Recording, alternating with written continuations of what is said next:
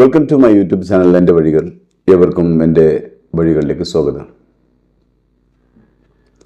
ഗസയിലേക്കുള്ള വെള്ളം, ഭക്ഷണം, മരുന്ന്, താൽക്കാലിക ടെൻറ്റുകൾ എന്നിവ തടയുന്നതിനോടൊപ്പം തന്നെ ഗസൻ ജനതയ്ക്ക് മേൽ വീണ്ടും ആക്രമണം തുടങ്ങിയിരിക്കുകയാണ് ഇസ്രായേൽ സൈന്യം. 48 മണിക്കൂറിനിടെയുള്ള ആക്രമണത്തിൽ നിസ്സഹായരായ നിരവധി പലസ്തീനികളാണ് ദാരുണമായി കൊല്ലപ്പെട്ടത്.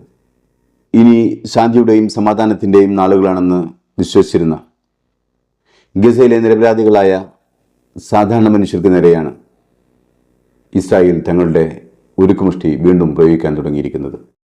വെടിനിർത്തൽ കരാർ അതിൻ്റെ ഏറ്റവും വലിയ വിഷമഘട്ടത്തിൽ നിൽക്കെ രണ്ടാം ഘട്ട വെടിനിർത്തൽ കരാറിനെ കുറിച്ച് സംസാരിക്കാൻ, അതിനുവേണ്ടി ഒരു മേശയ്ക്ക് ചുറ്റുമിരിക്കാൻ ഹമാസ് വീണ്ടും ഇസ്രായേൽ ഭരണകൂടത്തെ ക്ഷണിച്ചിരിക്കുകയാണ്. എന്നാൽ ഇസ്രായേൽ ഹമാസിൻ്റെ ആവശ്യം വീണ്ടും തള്ളിക്കൊണ്ട് ആവശ്യപ്പെടുന്നത് ഒരു മാസം കൂടി ഒന്നാം ഘട്ട വെടിനിർത്തൽ കരാറിൻ്റെ കാലാവധി നീട്ടണമെന്ന് തന്നെയാണ്. അതിനുവേണ്ടി ഹമാസിനെ നിർബന്ധിക്കുന്നതിന് വേണ്ടി മാത്രമാണ് ഗസയിലേക്കുള്ള അത്യാവശ്യ വസ്തുക്കളുടെ വരവ് ഇസ്രായേൽ തടഞ്ഞിരിക്കുന്നത്. പ്രത്യേകിച്ചും ഭക്ഷണം, വെള്ളം, മെഡിസിൻ, താൽക്കാലിക ഷെൽട്ടറുകൾ. ഇത് പട്ടിണിയെ ആയുധമാക്കി ഗസയിലെ ഫലസ്തീനികളെ ദുർബലമാക്കാനുള്ള ഇസ്രായേലിൻ്റെ ഏറ്റവും നീചവും നികൃഷ്ടവും നിയമപരമല്ലാത്തതുമായ യുദ്ധതന്ത്രമാണെന്നാണ് വിവിധ മനുഷ്യാവകാശ സംഘടനകൾ ഇസ്രായേലിനെ കുറ്റപ്പെടുത്തുന്നത്.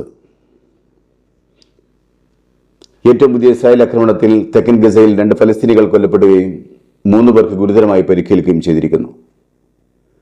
വീണ്ടും വിനാശകരമായ ഒരു യുദ്ധത്തെ ഭയപ്പെടുന്ന ഫലസ്തീൻ ജനത വെടിനിർത്തൽ കരാർ പാടെ തകർന്നു പോകുന്നതിൽ തീർത്തും ആശങ്കാകുലരാണ്. ഇനിയും സ്വന്തം രാജ്യത്ത് അഭയാർത്ഥികളായി അങ്ങോട്ടും ഇങ്ങോട്ടും അട്ടിയൊടിക്കപ്പെടുക എന്ന ഭീതിജനകമായ കാഴ്ചയാണ് അവരുടെ മനസ്സിൽ നിറഞ്ഞു നിൽക്കുന്നത്. ജനങ്ങൾ വീണ്ടും തിരിച്ചെത്തി തിങ്ങിപ്പാർക്കുന്ന ഏരിയയിലാണ് ഇപ്പോൾ വീണ്ടും ഇസ്രായേൽ ഡ്രോൺ ആക്രമണവും സ്നൈപ്പേഴ്സിൻ്റെ വെടിവെച്ചുകളും ഉയർന്നു കേൾക്കുന്നത്. റമദാനും പെസഹയും കഴിയും വരെ ഇനിയൊരു ആക്രമണം ഉണ്ടാവുകയില്ല എന്ന് മുന്നറിയിപ്പ് നൽകിയ ഇസ്രായേൽ ഭരണകൂടം തന്നെയാണ് വീണ്ടും ഗസയ്ക്ക് മേൽ ആക്രമണം അയച്ചുവിട്ടിരിക്കുന്നത്. ഗസ മുഴുവനായും വീണ്ടും ഭയത്തിൻ്റെ കാർമേഘങ്ങൾ മൂടിക്കഴിഞ്ഞിരിക്കുന്നു. വീണ്ടും ഒരു നശീകരണത്തിന് നാന്ദി കുറിക്കുന്നതിനുള്ള ശംഖുനാദം മുഴങ്ങുന്നതിൻ്റെ പ്രതിധ്വനി അവരുടെ കാതുകളിൽ മുഴങ്ങിക്കൊണ്ടിരിക്കുകയാണ്. അതേസമയം ഗസ ഇസ്രായേൽ വെടിനിർത്തൽ കരാർ നാശോന്മുഖമാകാതെ മുന്നോട്ട് കൊണ്ടുപോകുന്നതിന് വേണ്ടി മധ്യസ്ഥ രാജ്യങ്ങൾ കിണഞ്ഞ് ശ്രമിക്കുന്നുമുണ്ട് താൻ. ഇതിനിടയിൽ ഇസ്രായേലിലെ ഹൈഫയിലെ തിരക്ക് പിടിച്ച ഒരു ട്രാൻസ്പോർട്ടേഷനിൽ കത്തിക്കുത്തിൽ ഒരാൾ കൊല്ലപ്പെടുകയും നിരവധി പേർക്ക് പരിക്കേൽക്കുകയും ചെയ്തു. തൊട്ടടുത്ത നിമിഷം തന്നെ അക്രമകാരിയെ പോലീസ് വെടിവെച്ച് കൊല്ലുകയും ചെയ്തതായി റിപ്പോർട്ടുകൾ സൂചിപ്പിക്കുന്നു. വടക്കൻ ഇസ്രായേലിലെ ഡ്രൂസ് കമ്മ്യൂണിറ്റിയിൽപ്പെട്ട 20 വയസ്സുള്ള ചെറുപ്പക്കാരനാണ് കൊലയാളി. കൊല്ലപ്പെട്ട വ്യക്തി ഫലസ്തീൻ പൗരനായ 70 വയസ്സുകാരനാണ്. പരിക്ക് പറ്റിയവരിൽ അതിഗുരുതരാവസ്ഥയിലുള്ള ഒരാൾ 15 വയസ്സ് മാത്രം പ്രായമുള്ള വ്യക്തിയാണ്. ഡ്രൂസ് കമ്മ്യൂണിറ്റി ആക്രമണത്തെ ശക്തമായി അപലപിച്ചിട്ടുണ്ട്. അക്രമിക്ക് ജർമ്മൻ പൗരത്വം ഉണ്ടെന്നുള്ളതാണ് വസ്തുത. ഇതുവരെയും ഇസ്രായേലിന് പുറത്തു കഴിഞ്ഞിരുന്ന ആക്രമണ ലക്ഷ്യത്തോടെ ഇസ്രായേലിലെത്തി എന്നാണ് അറിയാൻ കഴിയുന്നത്. അതുകൊണ്ട് തന്നെ യുവാവിൻ്റെ മോട്ടീവ് തിരിച്ചറിയാൻ പോലീസിന് കഴിഞ്ഞിട്ടില്ല.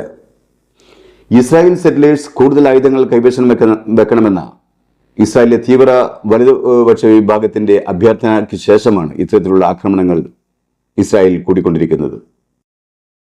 ഇതിനിടയിൽ അധിനിവേശ ജെറുസലേമിൽ ഇസ്രായേൽ സേന നടത്തിയ റെയ്ഡിനെ തുടർന്ന് ഇഷായിയ പട്ടണത്തിൽ ഫലസ്തീൻ ഫാമിലിയുടെ ഫാം നശിപ്പിക്കുകയും ഫലസ്തീൻ ഫാമിലി തങ്ങളുടെ കന്നുകാലികളും മറ്റുമായി അവിടെ നിന്നും കുടിയിറക്കപ്പെടുകയും ചെയ്തു. ഫലസ്തീനികൾ പറയുന്നത് ഇസ്രായേൽ സേന നിർബന്ധപൂർവം ബലം പ്രയോഗിച്ച് തങ്ങളെ കുടിയൊഴിപ്പിക്കുകയാണ് എന്നാണ്. അതോടൊപ്പം തന്നെ അവരുടെ മുന്നോട്ടുള്ള പ്രയാണത്തെ തടസ്സപ്പെടുത്തുകയും ചെയ്യുന്നു എന്നാണ്. അതുപോലെ തന്നെയാണ് അധിനിവേശ വെസ്റ്റ് ബാങ്കിലെ സ്ഥിതിയും. അധിനിവേശ വെസ്റ്റ് ബാങ്കിലെ ജനീൻ അഭയാർത്ഥി ക്യാമ്പിൻ്റെ അവസ്ഥ വളരെ മോശമാണ്. 90% ഫലസ്തീനികളെയും അവിടെ നിന്നും ഇസ്രായേൽ സേന കുടിയൊഴിപ്പിച്ചു കഴിഞ്ഞു. ഇസ്രായേലിൻ്റെ മിലിറ്ററി റൈഡ് തുടങ്ങിയതിന് ശേഷം 500-ലധികം വീടുകളും മറ്റ് സംവിധാനങ്ങളും ജനീനിൽ തകർക്കപ്പെട്ടിട്ടുണ്ട്. അവിടെയും ഇസ്രായേൽ സേന വൈദ്യുതി വിച്ഛേദിക്കുകയും വെള്ളവും ഭക്ഷണവും മരുന്നും ലഭ്യമാക്കാതിരിക്കുകയും ചെയ്തുകൊണ്ടിരിക്കുകയാണ്. ഇസ്രായേലിൻ്റെ എല്ലാ ക്രൂരകൃത്യങ്ങൾക്കും അമേരിക്കയുടെ പിന്തുണയുണ്ടെന്നുള്ളതാണ് ഇസ്രായേലിനെ ഏറ്റവും അധികം എന്ത് കൃത്യവും ചെയ്യാൻ പ്രചോദനം നൽകുന്നത്.